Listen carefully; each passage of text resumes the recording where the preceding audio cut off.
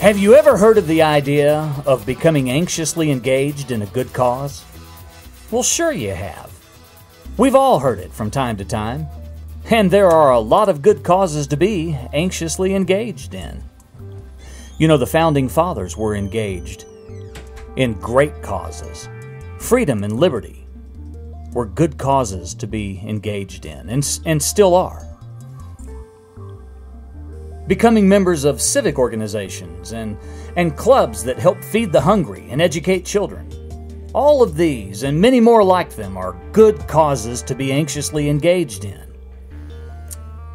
But what happens when at some point we find ourselves surrounded by too many people touting too many different causes?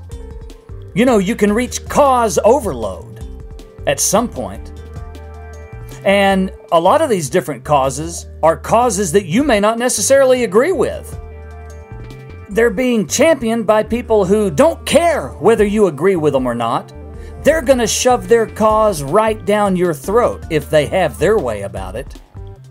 What about that? It's their cause. They clearly see how good it is.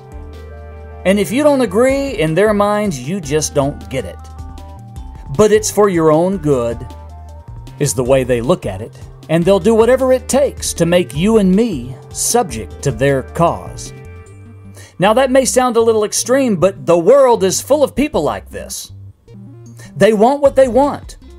They're going to get what they want. They come over to you and introduce their cause, and at some point in time you put your hand up and you say, listen, enough. I don't like this. I'm not in agreement with your cause. Please go. And you have no idea what that sparks within their mind.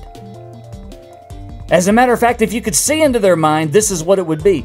Okay, all right, I'll go, but just you remember this. I'll march straight to Washington. We'll get a bill passed, and you will come on board with our cause. And in the end, you'll see.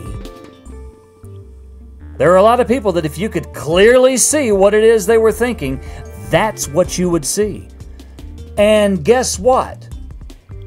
A lot of people don't believe that. A lot of people, oh, that couldn't be. That's just extreme. I mean, you're talking about something out of a storybook or something. I mean, that, come on. No way, folks. We are surrounded by people who want what they want, and they're going to shove it down our throats. And if you don't wake up, take a look around, you're going to eventually find yourself standing there thinking, what happened? How did we get here? And the reason will be, you did not get involved in your civic responsibilities. Well, we're not taught that these days. Whether you're taught it or not, people need to wake up to it. People need to be responsible for what's going on around them. They need to rise up and take a look and study what other people are thinking. They need to study what other people's outlook is concerning them. I'm telling you, folks, you don't understand. There are those who want you to raise your kids the way they want you to raise your kids. They're not interested in your philosophy on raising your kids. They have a way that they see best. And just because you don't agree with them, that doesn't mean anything. That just goes right over their head. They don't care. And when it comes to education, well, you can forget your philosophy. They already have laid out in their mind far on into the future of what they think our children ought to know and study and become programmed to. Because ultimately, in their minds, that's what's best anyway. And if we don't agree, it's because we don't get it. Now, some of you might be thinking, oh, now come on, TomZom, that's a little bit extreme. Don't you think? I mean, people aren't necessarily like that. Yeah, they are. They absolutely are. We had the Speaker of the House stand before us. Listen closely. All of you liberals who are on her side, listen very closely to what I'm about to say. She literally stood there and said, well, we need to pass this bill to find out what's in it. She clearly said it. It wasn't a screw-up on her part.